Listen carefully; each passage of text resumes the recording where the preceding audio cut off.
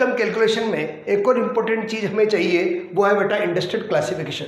अपने industrial classification यानी अपने सेक्टर को, इंडस्ट्रियल ग्रुप को कितने भागों में डिवाइडेशन किया गया है। तो हमारा इंडस्ट्रियल क्लासिफिकेशन को हम 3 पार्ट करते हैं, प्राइमरी सेक्टर, सेकेंडरी सेक्टर और टर्शियरी सेक्टर।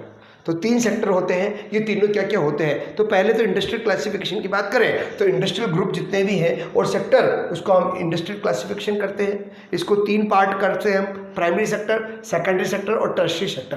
बेटा प्राइमरी सेक्टर में हम वो सारी एक्टिविटीज़ इंक्लूड करते हैं जो नेचुरल रिसोर्सेज को क्या करती है, एक्सप्लोर करती है।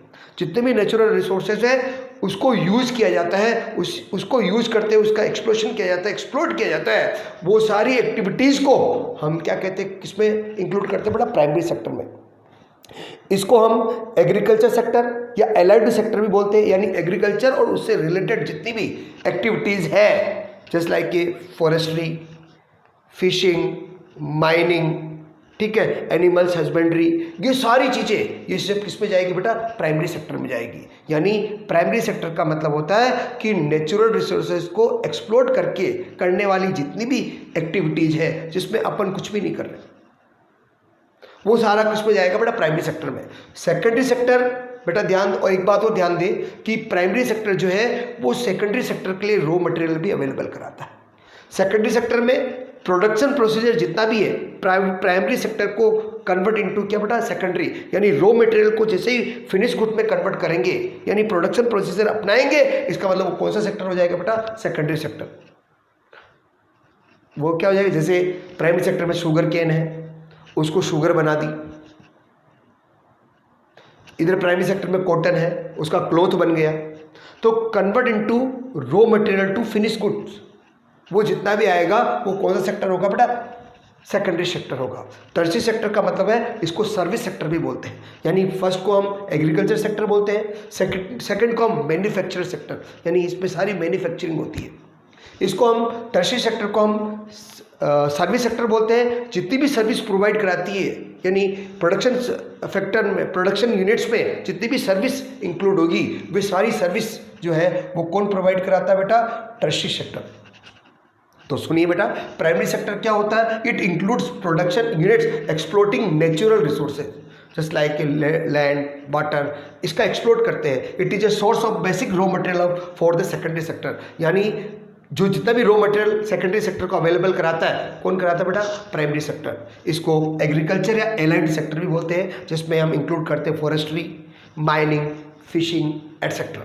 सेकेंडरी सेक्टर क्या होता है बेटा, it includes production unit which are engage in transforming one physical goods into another physical goods. एक फिजिकल गुड्स से दूसरी फिजिकल गुड्स को मैन्युफैक्चर जब हम कर रहे हैं, मैंने कहा ना कॉटन का क्लॉथ बना रहे हैं, शुगर केन का शुगर बना रहे हैं, ये सब क्या है, मैन्युफैक्चरिंग यूनिट, यानी convert into raw material into finished goods. इसको मैन्युफैक्चरिंग सेक्टर भी बोलते हैं, जिसमें पावर जनरेशन आ गई, जितनी भी ऑल ओवर जितनी भी फैक्ट्रीज है वो सब एक इसमें इंक्लूड होती है, वाटर सप्लाई वगैरह वगैरह, ये सब सेकेंडरी सेक्टर होता है। और टर्शियरी सेक्टर जो होता है, इसमें प्रोडक्शन यूनिट में एंगेज जितनी भी सर्विसेज हैं, तो it includes production unit engage in the producing services, इसको सर्विस सेक्टर बोलते हैं।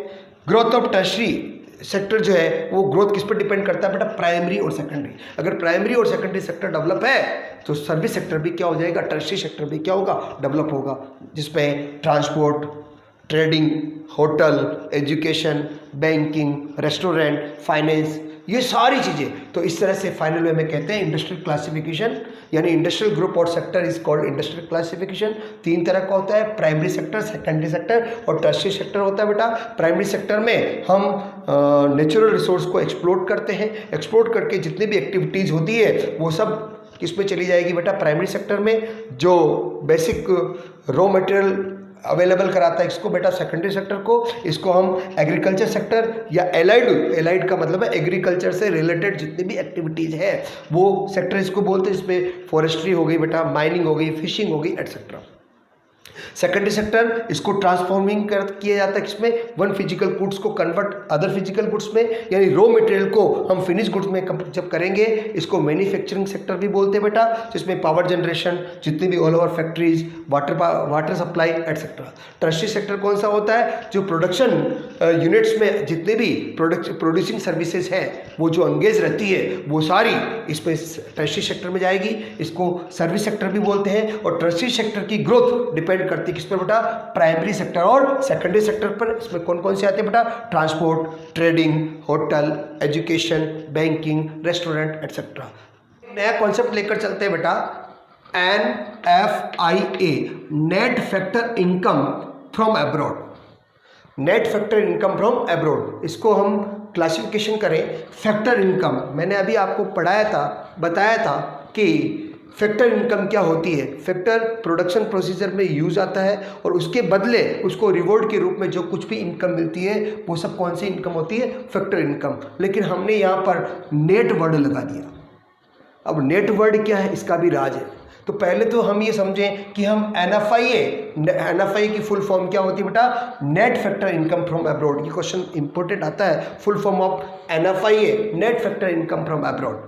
दूसरा वर्ड, ये इसकी NFIA की स्टडी क्यों करते हैं, हम आगे चलकर जब नेशनल इनकम की कैलकुलेशन करेंगे तो हमारे पास में दो तरह की इनकम होगी, एक डोमेस्टिक इनकम होगी और एक नेशनल इनकम होगी। तो बेटा डोमेस्टिक इनकम में डोमेस्टिक टेरिटरी के अंदर जो कुछ भी इनकम अर्न होती है वो सब डोमेस्टिक इनकम बोलते हैं उसको। यानी फैक्टर, अगर कोई फैक्टर अपनी डोमेस्टिक टेरिटरी के अंदर ही अगर वर्क कर रहा है, उसको इनकम अर्न हो रही है तो वो सब डोमेस्टिक इनकम। लेकिन डोमेस्टिक इनकम के साथ अगर NFIA, net factor income from abroad, यानी हमारा फैक्टर, हमारा नॉर्मल रेसिडेंट अगर रेस्ट ऑफ वर्ल्ड में जाकर वर्क करता है और उसके बदले उसको इनकम अर्न होती है तो उसको हम और क्या कर दे, ऐड कर दे। यानी NFIA को और क्या कर दे बेटा, ऐड कर दे, जोड़ दे।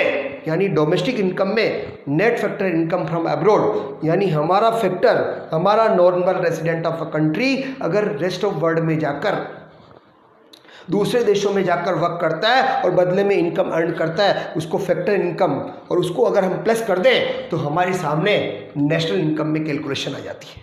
तो डोमेस्टिक इनकम और नेशनल इनकम की कैलकुलेशन के लिए उसके बीच का जरिया कौन है बेटा, NFIA। तो आपके माइंड में आ रहा होगा सर ये NFIA क्या होता है। NFIA का मतलब मैं सिंपल भाषा में बात करूं कि हमारा यहाँ का नॉर्मल रेसिडेंट, मैंने आपको बताया था normal resident of a country कौन होता है। अगर हमारा यहाँ का normal resident of a country या फैक्टर रेस्ट ऑफ वर्ल्ड में जाकर इनकम अर्न करेगा, पैसा कमा के लाएगा, हो सकता है हमारा यहाँ का इंजीनियर जापान गया और पैसा कमा के लाया, तो हमारे यहाँ का जो फैक्टर है, हमारा यहाँ का normal resident rest of world में जाकर अगर इनकम अर्न करता है तो वो अपनी इनकम, यानी इसको हम कहते हैं इनकम फ्रॉम अब्रॉड, यानी हमने अब्रॉड से इनकम को क्या किया, अर्न किया। इसी के साथ ही रेस्ट ऑफ वर्ल्ड के जितने भी नॉन रेजिडेंट हैं, यानी हमारे यहाँ के नॉन रेजिडेंट यानी हमारे यहाँ के वो पर्सन नहीं हैं, अदर कंट्री से रेस्ट ऑफ वर्ल्ड से अगर कोई टेक्नीशियन आता है, इंजीनियर्स आता है, डॉक्टर आता है और यहाँ से कुछ कमा के ले जाता है तो वो भी तो ले जाएगा, वो ले जाता है तो उसको कहते हैं इनकम टू अब्रॉड, यानी हमारी इनकम अब्रॉड पर जा रही है। तो दो तरह की इनकम हो गई, एक तो हमारा factor income from abroad, income abroad से आ रही है, और एक इनकम टू अब्रॉड जा रही है। इन दोनों का डिफरेंस, फॉर एग्जाम्पल हम बात करें, यहाँ के डॉक्टर्स इंजीनियर गए रेस्ट ऑफ वर्ल्ड में और 500 करोड़ कमा के लेके आए, लेकिन वहाँ के डॉक्टर रेस्ट ऑफ वर्ल्ड के, चाहे वो जापान के हो चाहे अमेरिका के हो, जिसको कहते हैं नॉन रेजिडेंट, वो यहाँ आए और यहाँ से वो 300 करोड़ कमा के ले गए। इसका मतलब 500 करोड़ हमारे पास आए, जिसको कहते हैं इनकम फ्रॉम अब्रॉड, और हमारे यहाँ से 300 करोड़ रुपए लेके गए, उसको कहते हैं इनकम टू अब्रॉड। और इन दोनों का डिफरेंस कितना करोड़, 200 करोड़। जो डिफरेंस है उसको बोलते हैं NFIA, नेट। नेट का मतलब हो गया कितना बचा, या तो प्लस में हो सकता है या क्या हो सकता है बेटा, माइनस में हो सकता है। अभी मैंने आपको बताया कि हमारे doctors engineer rest of world में गए, दूसरे देशों में गए और कुछ कमा के फैक्टर सर्विस दी, फैक्टर सर्विस देकर कुछ कमा कर लेके आए, 500 करोड़ रुपए कमा के लेके आए, और अर्न करके आए, फैक्टर इनकम हो गई, लेकिन वहाँ के डॉक्टर्स इंजीनियर यहाँ आए और यहाँ से अपना वर्क किया, अपनी फैक्टर सर्विस दी और बदले में 300 करोड़ रुपए यहाँ से लेके चले गए। जो आई उसको हम क्या कहते हैं, इनकम फ्रॉम अब्रॉड, और जो गए पैसे उसको क्या कहते हैं बेटा, इनकम टू अब्रॉड। और इन दोनों के डिफरेंस को ही क्या कहते हैं, NFIA, नेट फैक्टर। नेट का मतलब from abroad, income from abroad और इनकम टू अब्रॉड, इन दोनों का difference NFIA, net factor income from abroad कहलाता है। तो देखो बेटा, it is a difference between factor income earned from abroad by normal resident of a country. हमारा normal resident of country rest of world में जाता है, अब्रॉड में जाता है और वहाँ पर इनकम अर्न करता है, and factor income earn by non resident from that country, अपनी कंट्री में आकर नॉन रेजिडेंट कुछ कमाता है। इन दोनों का डिफरेंस यानी NFIA, income from abroad minus income to abroad. अभी बताया मैंने कि हमने दूसरे देशों से जाकर, रेस्ट ऑफ वर्ल्ड से जाकर 500 करोड़ रुपए कमाए और वो यहाँ आकर नॉन रेजिडेंट यहाँ आकर 300 करोड़ रुपए कमाए। तो इसका मतलब क्या है कि हमारे पास 500 करोड़ आए और दिए कितने, 300 करोड़, रिमेनिंग कितने रह गए, 200 करोड़। यही तो है आपका NFIA, net factor income from abroad. तो मैंने इसको टेबल से समझाया, इनकम फ्रॉम अब्रॉड में से माइनस कर दो इनकम टू अब्रॉड को, या factor income earn from rest of world by resident, अपना रेजिडेंट जो है रेस्ट ऑफ वर्ल्ड में जाकर इनकम अर्न कर रहा है, उस पे से माइनस कर दो factor income paid to rest of world by resident, यानी हम उसको पेड कर रहे हैं, इन दोनों का माइनस। इसी तरह से resident contribution to production outside the economic territory, अपनी इकोनॉमिक टेरिटरी के आउटसाइड में जितना भी प्रोडक्शन प्रोसीजर में यूज हो रहा है और बदले में जो अर्न कर रहा है वो कंट्रीब्यूशन को में से नॉन रेजिडेंट कंट्रीब्यूट अपने यहाँ प्रोडक्शन प्रोसीजर में कर रहा है और इनसाइड से इनकम ले जा रहा है, उन दोनों का डिफरेंस। तो लास्ट एंड फाइनल वे में NFI का मतलब क्या होता है, इनकम फ्रॉम अब्रॉड और इनकम टू अब्रॉड। बहुत इंपॉर्टेंट बेटा, फ्रॉम अब्रॉड यानी अदर रेस्ट ऑफ वर्ल्ड से हमने कुछ कमाया, अपना हमारे factors land, labour, capital, entrepreneur कुछ भी हो, जो फैक्टर वहाँ जाकर इनकम सर्विस प्रोवाइड कराता है, गुड्स और सर्विस प्रोवाइड कराता है और सर्विस प्रोवाइड कराने के बदले उसको इनकम अर्न होती है, वो इनकम फ्रॉम अब्रॉड। और रेस्ट ऑफ वर्ल्ड से जो नॉन रेजिडेंट है वो अपने यहाँ आकर सर्विस प्रोवाइड करा रहे हैं और बदले में इनकम ले जा रहे हैं, उसको इनकम टू अब्रॉड कहते हैं। वो तो इनकम फ्रॉम अब्रॉड और इनकम टू अब्रॉड का डिफरेंस ही क्या कहलाएगा, NFIA, net factor income from abroad. इसको आइए हम कुछ एग्जाम्पल के माध्यम से इसको देखते हैं। कुछ एग्जाम्पल लेके चलते हैं, नेशनल प्रोडक्शन और डोमेस्टिक प्रोडक्ट। बेटा ध्यान दो, आगे चलकर हम नेशनल इनकम कैलकुलेशन में हमारे पास में एक सिंपल वे में बात करें, एक GDP होगी, GNP होगी। GDP का मतलब है ग्रोस डोमेस्टिक प्रोडक्शन और GNP का मतलब होता है ग्रोस नेशनल प्रोडक्शन, यानी डोमेस्टिक प्रोडक्शन से हम नेशनल प्रोडक्शन में कन्वर्ट होना पड़ेगा या नेशनल प्रोडक्ट से हमें डोमेस्टिक प्रोडक्शन में क्या होगा, कन्वर्ट होना पड़ेगा। उससे पहले मैं NFIA के कॉन्सेप्ट आपको अच्छी तरह से एक बार और समझा दूं कि किसी कंट्री को इनकम फ्रॉम अब्रॉड से कितनी इनकम अर्न हुई, 500 करोड़, लेकिन उस कंट्री ने कितनी इनकम दी, 300 करोड़, यानी इनकम फ्रॉम अब्रॉड 500 है, इनकम टू अब्रॉड कितना है, 300 करोड़। इसका मतलब अपना NFIA यानी फ्रॉम ज़्यादा है किससे बेटा, 2 से, तो NFI हमारा क्या होगा, पॉजिटिव होगा। जब NFIA पॉजिटिव होगा तो नेशनल प्रोडक्ट ज़्यादा होगा किससे बेटा, डोमेस्टिक प्रोडक्ट से, पहला वर्ड। दूसरा, अगर मैं कहूँ इनकम फ्रॉम अब्रॉड 300 करोड़ है, इनकम टू अब्रॉड 500 करोड़ है, यानी अदर कंट्री से हमारे पास 300 करोड़ आए और हमारे यहाँ से 500 करोड़ गए, इसका मतलब हम माइनस में, यानी हमारा जो NFIA होगा वो क्या होगा बेटा, नेगेटिव होगा। और जब नेगेटिव होगा तो हमारा नेशनल प्रोडक्ट कम होगा किससे, डोमेस्टिक प्रोडक्शन से। और इसी तरह से बात करें, इनकम फ्रॉम अब्रॉड और इनकम टू अब्रॉड दोनों इक्वल है, यानी हमारे यहाँ के फैक्टर रेस्ट ऑफ वर्ल्ड में गए 500 करोड़ कमा के लाए और अदर कंट्री से रेस्ट ऑफ वर्ल्ड से यहाँ फैक्टर आए और 500 करोड़ कमा के ले गए, यानी इनकम फ्रॉम अब्रॉड 500 करोड़ और इनकम टू अब्रॉड भी 500 करोड़ है। तो फ्रॉम और टू इक्वल है, तो हमारा NFIA क्या होगा, 0। ऐसी कंडीशन में नेशनल प्रोडक्ट और डोमेस्टिक प्रोडक्ट क्या होगा, इक्वल। लेकिन आप ये सोच रहे होंगे कि हमें इतना क्यों पढ़ाया जा रहा है बेटा। जब भी नेशनल इनकम की कैलकुलेशन करेंगे तो हमारे पास में 4 कॉन्सेप्ट आएंगे बेटा, एक GDP आएगा और एक GNP आएगा, एक NDP आएगा और एक NNP आएगा। जीडीपी यानी gross domestic production, gross national production यानी डोमेस्टिक से हमें नेशनल में या नेशनल से किस में जाना पड़ेगा, डोमेस्टिक में जाना पड़ेगा। इसी तरह से एनडीपी यानी नेट डोमेस्टिक प्रोडक्शन और एनएनपी नेट नेशनल प्रोडक्शन यानी डीपी से नेशनल में, नेशनल प्रोडक्ट में या नेशनल प्रोडक्शन से डोमेस्टिक प्रोडक्शन में जाना पड़ेगा। तो बहुत इंपॉर्टेंट वर्ड याद रखें, जब भी हमें डोमेस्टिक से नेशनल में जाना हो तो एनएफआईए को क्या करेंगे बेटा, ऐड करेंगे। डोमेस्टिक से नेशनल में जाना हो तो एनएफआईए को क्या करेंगे, ऐड करेंगे। और लेकिन नेशनल प्रोडक्ट से हमें डोमेस्टिक प्रोडक्शन में जाना हो तो हमें क्या, एनएफआईए को क्या करेंगे, लेस करेंगे। तो वापस सुनो बेटा, अगर डोमेस्टिक प्रोडक्शन दे रखा है तो नेशनल प्रोडक्ट में जाना है तो एनएफआईए को क्या कर देंगे, ऐड कर देंगे। Net factor income from abroad को क्या करेंगे, ऐड कर देंगे। यानी डोमेस्टिक इनकम में एनएफआईए को ऐड किया तो नेशनल प्रोडक्ट आ जाएगा, और नेशनल प्रोडक्ट से एनएफआईए को क्या किया, लेस किया। लेस किया तो क्या आ जाएगा बेटा, डोमेस्टिक, याद रखें नेशनल प्रोडक्ट में से एनएफआईए को लेस किया तो डोमेस्टिक प्रोडक्शन आ जाएगा। इसको और एक्सपेंस हम आगे करेंगे। वापस देखो बेटा, नेशनल में से अगर एनएफआईए को लेस किया डोमेस्टिक आ जाएगा, डोमेस्टिक में से एनएफआईए को ऐड किया तो क्या आ जाएगा, नेशनल आ जाएगा। फॉर एग्जांपल, एक एग्जांपल लेते हैं कि हम बात करते हैं बेटा डोमेस्टिक प्रोडक्शन, डोमेस्टिक प्रोडक्शन हमारा 500 करोड़ है, ठीक है, और एनएफआईए पॉजिटिव है, एनएफआईए पॉजिटिव है। बेटा यहाँ भी ध्यान दो, ध्यान से सुनना, अगर हमारे पास में एनएफआईए कुछ नहीं लिखा हुआ है, एनएफआईए लिखा हुआ है तो पॉजिटिव होगा। लेकिन नेट फैक्टर इनकम, बेटा याद रखो, नेट फैक्टर, ये बात करें अपन, net factor income from abroad लिखा हुआ है, फ्रॉम अब्रॉड। ये देखो बेटा, जब भी फ्रॉम ज़्यादा हो किससे, टू से, तो net factor income from abroad लिखा होगा।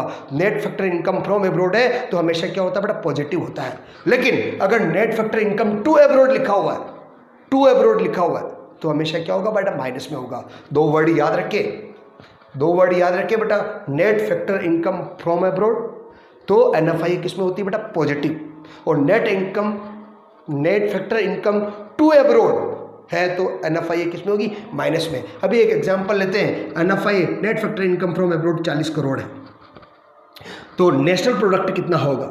देखिए बेटा, डोमेस्टिक प्रोडक्शन कितना, 500 करोड़ है, अपने को डोमेस्टिक से नेशनल में जाना है तो 40 करोड़ को क्या कर देंगे, ऐड कर देंगे। तो 40 करोड़ को ऐड करो तो कितना आ गया, 540। अब क्वेश्चन को चेंज, यानी ये कितना आ गया, 540। अब क्वेश्चन ये आ गया, नेशनल प्रोडक्ट 540 है और डोमेस्टिक प्रोडक्शन कितना होगा, तो एनएफआईए 40 करोड़ को क्या कर दो, लेस कर दो, तो क्या आ जाएगा, 500। वापस देखो बेटा, यहाँ देखिए, अपने को ध्यान है अभी ये 540 है, अपने को ध्यान है डोमेस्टिक कितना है, 500, एनएफआईए कितनी, 40 करोड़ है।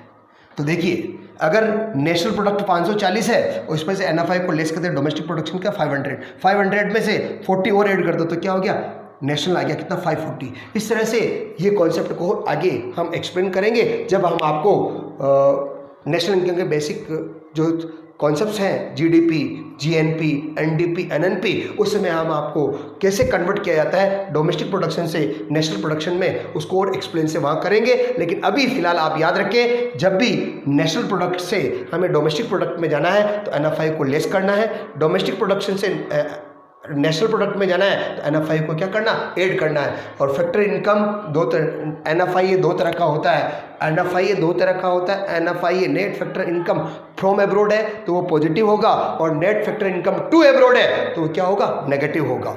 इनकम कैलकुलेशन में एक और इम्पॉर्टेंट वर्ड लेकर चलते हैं जिसको हम क्या कहते हैं बेटा, डेप्रिसिएशन। डेप्रिसिएशन क्या होता है, डेप्रिसिएशन का मतलब होता है बेटा, जब भी किसी प्रोडक्शन प्रोसीजर में हम फिक्स एसेट्स को यूज़ करते हैं, अपनी कैपिटल को यूज़ करते हैं, मशीनरी प्लांट को यूज़ करते हैं, तो मशीनरी प्लांट को यूज़ करने के कारण उसकी वैल्यू जो है वो क्या होती है, डिक्रीज़ होती है। वैल्यू डिक्रीज़ क्यों हो सकती है कि उसमें वियर एंड टियर हो जाती है, उस पर टूट फूट हो जाती है, टेक्नोलॉजी में चेंज हो जाते हैं बेटा, या एक्सीडेंटल कोई डैमेज हो जाता है। तो प्रोडक्शन प्रोसीजर में यूज़ करने के कारण उस कैपिटल की wear and tear, change in technology, accidental damage होने के कारण जो उसकी वैल्यू में लॉस होता है, जो उसकी वैल्यू में क्या होता है बेटा, लॉस होता है, उसी को हम क्या कहते हैं बेटा, डेप्रिसिएशन।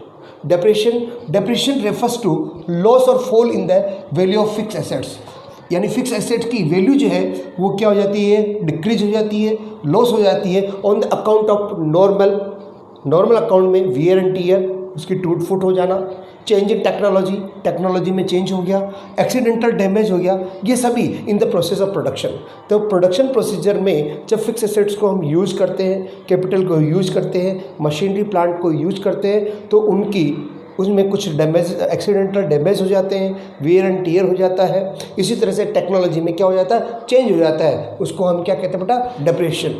डेप्रिसिएशन को हम CFC भी कहते हैं। CFC का मतलब होता है consumption of fix capital, CFC consumption of fix capital, CCA भी कहते हैं कैपिटल कंजप्शन अलाउंस, और RC भी कहते हैं रिप्लेसमेंट कॉस्ट। तो फाइनल वे में कहते हैं हम डेप्रिसिएशन किसे कहते हैं बेटा, डेप्रिसिएशन मीन्स क्या होता है, डेप्रिसिएशन रेफर्स टू लॉस और fall in the value of fix assets. Fix assets में की वैल्यू जो है वो क्या हो जाती है, डिक्रीज हो जाती है on the account of normal wear and tear, change in technology, accidental damage in the process of production procedure. इसको हम क्या क्या कहते हैं बेटा, इसको CFC यानी consumption of fix capital, CCA capital consumption allowance. बहुत इंपॉर्टेंट क्वेश्चन है, कुछ फुल फॉर्म आती है। CCA की फुल फॉर्म क्या होती है बेटा, कैपिटल कंजप्शन अलाउंस, और रिप्लेसमेंट कॉस्ट भी कहते हैं। आप लोगों से डेप्रिसिएशन क्यों पढ़ाया जा रहा है, उसकी नेशनल इनकम में क्या इंपॉर्टेंस है। तो बेटा हमारे ध्यान दें कि जब भी नेशनल इनकम में हमारे पास ग्रोस वैल्यू आएगी, तो ग्रोस वैल्यू में से अगर हम डेप्रिसिएशन को क्या करेंगे बेटा, लेस करेंगे, तो हमारी कौन सी वैल्यू आएगी बेटा, नेट वैल्यू आएगी। तो क्वेश्चन आता है ग्रोस से नेट में अगर हमें कन्वर्ट होना है, तो ग्रोस में से डेप्रिसिएशन को क्या कर दो बेटा, लेस कर दो, तो क्या हो जाएगा, नेट हो जाएगा। इसी तरह से अगर नेट वैल्यू गिवन है, नेट वैल्यू में अगर डेप्रिसिएशन को क्या कर दे, ऐड कर दे, तो हमारे पास में कौन सी वैल्यू आएगी बेटा, ग्रोस वैल्यू आएगी।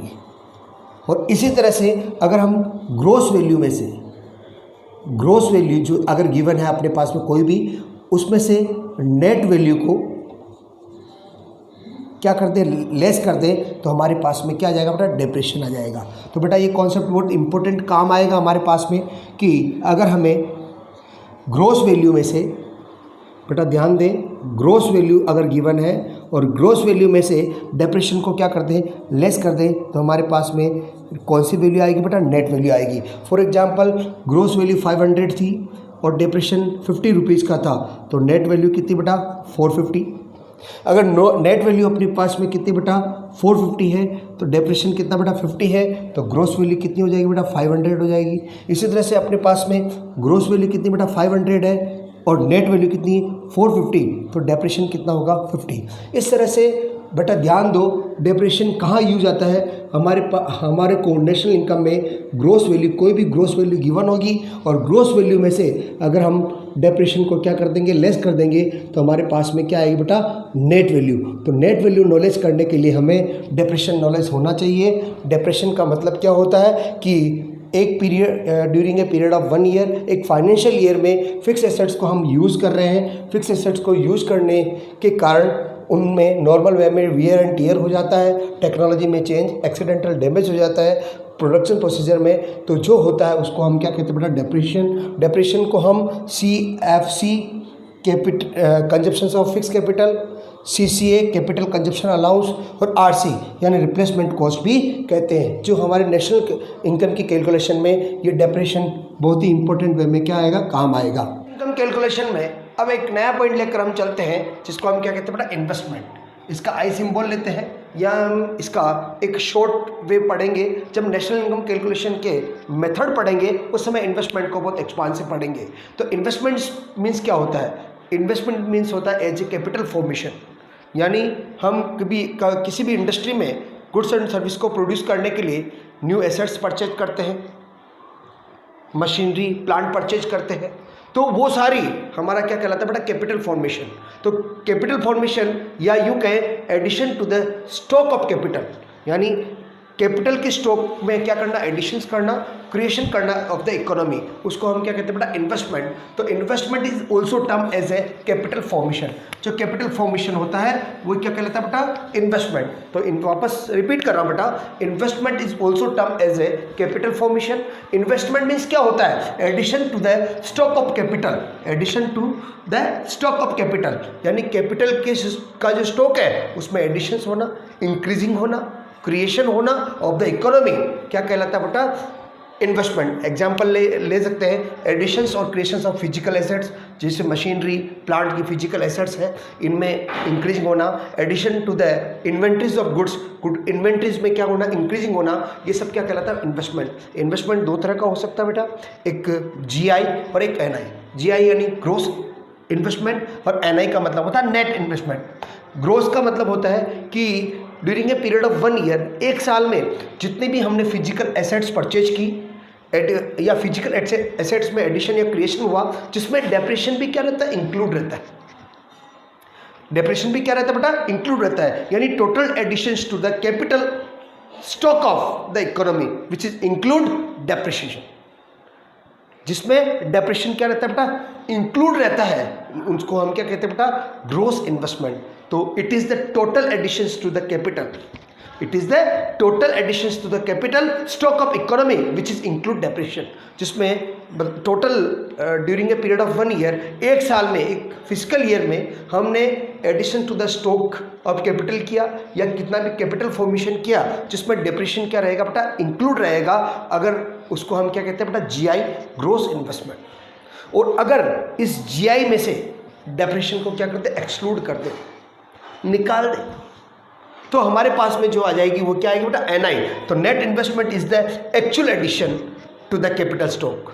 यहाँ बेटा total addition to the capital stock है, टोटल ऑल ओवर जितना कैपिटल स्टॉक में जो इंक्रीजिंग हुई है, जो एडिशंस हुआ है, वो ग्रोस इन्वेस्टमेंट है। लेकिन इसमें कौन सा बेटा, एक्चुअल एडिशन, यानी वास्तव में कितना हुआ, कितनी एडिशंस हुई स्टॉक में, कितनी इंक्रीजिंग हुई है रियली में, तो उसको हम क्या कहते हैं बेटा, नेट इन्वेस्टमेंट। तो दोनों में डिफरेंस क्या बेटा, ग्रोस इन्वेस्टमेंट में total addition to the capital stock of the economy, और इसमें क्या बेटा, is the actual addition to the capital stock which is derived by deducting depreciation from the gross investment. यानी मैंने आपको कहा बेटा कि यदि जीआई में से डेप्रिसिएशन को क्या कर दो, लेस कर दो। डेप्रिसिएशन मैंने आपको भी बताया था कि डेप्रिसिएशन का मतलब क्या होता है कि एक साल में एक प्रोडक्शन प्रोसीजर होता है, उसमें हम मशीनरी प्लांट को यूज़ करते हैं, तो उसकी वियर एंड टीयर होती है, टेक्नोलॉजी चेंज हो जाती है, तो उसकी लॉस ऑफ वैल्यू होती है, और वो लॉस ऑफ वैल्यू क्या होती है, डेप्रिसिएशन। अगर ग्रोस इन्वेस्टमेंट में से डेप्रिसिएशन को क्या कर दे बेटा, लेस कर दे, तो हमारा क्या आता है, एनआई, नेट इन्वेस्टमेंट आता है, और नेट इन्वेस्टमेंट में डेप्रिसिएशन को ऐड कर दे तो क्या आता है, जीआई। ये कॉन्सेप्ट भी हमारे काम आएगा कि अगर मैं कहूँ कि ग्रोस इन्वेस्टमेंट 500 करोड़ का है, ठीक है, 500 करोड़ का है, और डेप्रिसिएशन 50 करोड़ का है, तो नेट इन्वेस्टमेंट कितना होगा, 450 का। किस तरह से निकाल सकते हैं, क्योंकि एनआई निकालने का फॉर्मूला होता है जीआई माइनस डेप्रिसिएशन। जीआई कितना बेटा, 500 करोड़, 50 करोड़ का क्या बेटा डेप्रिसिएशन है, तो नेट इन्वेस्टमेंट कितना होगा, 450। अब आपको कहा गया कि ग्रोस इन्वेस्टमेंट निकालो, इसका फॉर्मूला होता है नेट इन्वेस्टमेंट प्लस क्या बेटा, डेप्रिसिएशन। नेट इन्वेस्टमेंट कितना बेटा आपका 450 है, प्लस डेप्रिसिएशन कितना 50 करोड़ का है, तो ग्रोस इन्वेस्टमेंट कितना होगा, 500 करोड़ का। तो फाइनल में कह सकते हैं इन्वेस्टमेंट मीन्स क्या होता है, addition to the stock of capital of the economy. Investment दो तरह का, एक जीआई और एक एनआई। जीआई ग्रोस इन्वेस्टमेंट, जिसमें डेप्रिसिएशन इंक्लूड रहता है, और एनआई ग्रोस इन्वेस्टमेंट में से अगर हम डेप्रिसिएशन को क्या करते हैं बेटा, लेस कर दे, तो हमारे पास में क्या आता है बेटा, एनआई, नेट इन्वेस्टमेंट आता है। इनकम कैलकुलेशन में अब एक नया इंपॉर्टेंट वर्ड लेकर चलते हैं अपन, एनआईटी। एनआईटी की फुल फॉर्म होती है बेटा नेट इनडायरेक्ट टैक्स। और नेट इनडायरेक्ट टैक्स कैसे कैलकुलेट करते हैं बेटा, आईटी में से सब्सिडी को क्या करते हैं, माइनस कर दें, यानी इनडायरेक्ट टैक्स में से सब्सिडी को अगर लेस कर दें तो हमारे पास में कौन सा टैक्स आएगा बेटा, क्या आएगा बेटा, NIT. NIT net indirect tax. Net indirect tax की डेफिनेशन क्या बेटा, net indirect tax is a difference between tax and subsidy. Tax और सब्सिडी दोनों का डिफरेंस ही क्या कहलाता है बेटा, एनआईटी बोलते हैं। इनडायरेक्ट टैक्स क्या होती है, इनडायरेक्ट टैक्स गवर्नमेंट इम्पोज करती है बेटा, किस पर बेटा, गुड्स और सर्विस की प्रोडक्शंस पर और उसकी सेल पर। तो बेटा ध्यान दो, tax which is imposed by the government on the production and sale of commodity और कॉल्ड इनडायरेक्ट टैक्स। जैसे एक्साइज ड्यूटी हुई, जीएसटी हुई, कस्टम ड्यूटी हुई, ये सब गवर्नमेंट की क्या बेटा इनकम है। अब इनकम के एक पार्ट में से गवर्नमेंट एक्सपेंडिचर भी करती है ताकि पब्लिक का सोशल वेलफेयर हो। तो प्रोडक्शन प्रोसीजर को इम्प्रूव करने के लिए या एक्सपोर्ट को इंक्रीज करने के लिए, प्रोडक्शन कि कॉस्ट को कम करने के लिए गवर्नमेंट क्या करती है, कुछ सब्सिडी देती है गुड्स और सर्विस पर।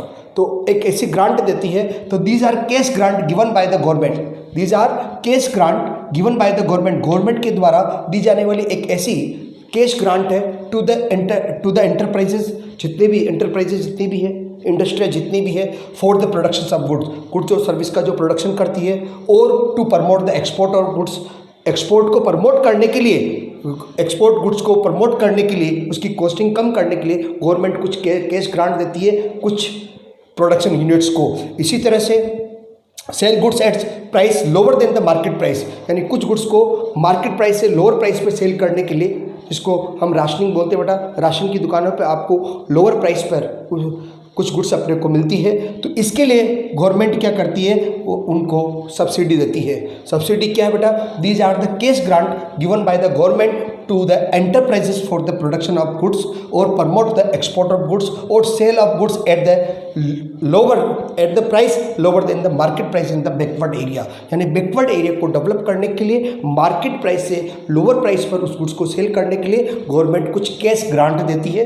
एक्सपोर्ट को प्रमोट करने के लिए, एक्सपोर्ट गुड्स को प्रमोट करने के लिए गवर्नमेंट कुछ कैश ग्रांट देती है, और कुछ एंटरप्राइजेस को प्रोडक्शन प्रोसीजर को और इम्प्रूव करने के लिए कुछ ग्रांट देती है, उसको हम क्या कहते हैं, सब्सिडी।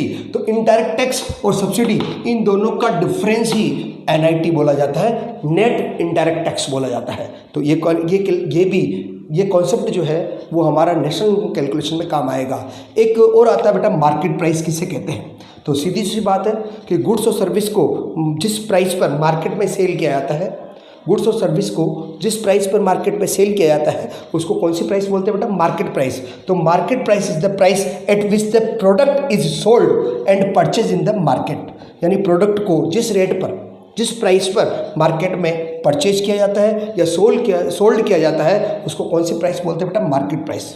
इसी तरह से एक क्वेश्चन और आता है बेटा, फैक्टर कॉस्ट क्या होती है, यानी प्रोडक्शन प्रोसीजर में जो फैक्टर्स जो होते हैं वर्क करते हैं, उनको उनके बदले रिवॉर्ड जो दी जाती है, तो उनकी कॉस्टिंग को हम क्या कहते हैं बेटा, factor cost. For example production procedure में लैंड, लेबर, कैपिटल, एंटरप्रेन्योर काम कर रहे हैं, उसके बदले उनको रेंट दिया जा रहा है, वेजेस दी जा रही है, प्रॉफिट दिया जा रहा है बेटा, है ना, इंटरेस्ट दिया जा रहा है। तो ये सब जो कॉस्टिंग आ रही है, ये सब कॉस्ट कौन सी कहलाएगी बेटा, फैक्टर कॉस्ट।